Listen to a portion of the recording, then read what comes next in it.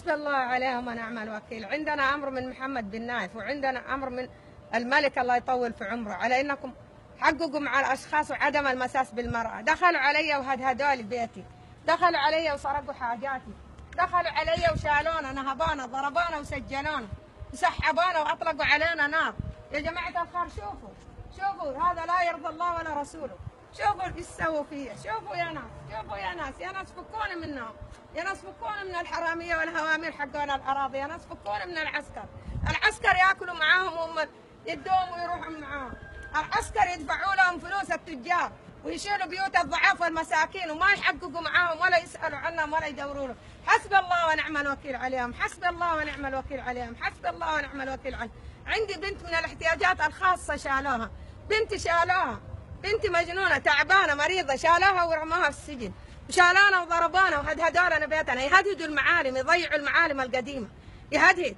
جايب ناس بنغالا وباكستان وهنود جو سرقوا عفشنا وشالوا حاجاتنا ونهبونا. الله ينهبهم بحق ذا الجمعه الفضيله، الله يشيلهم، الله يسلط عليهم من لا يرحمهم. يا رب تورينا عجائب قدرتك فيهم، يا رب تورينا عجائب قدرتك فيهم.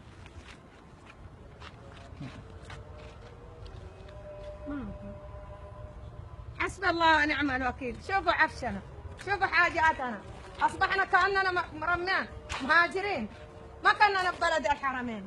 شوفوا ايش سووا فينا، شوفوا يا ربي، شوف حتى العداد حق الكهرباء قطعوه ورموه، عداد الكهرباء شالوه وقطعوه. لو عنده صك ولا عنده بيت ليه ما يروح يغير العداد باسمه؟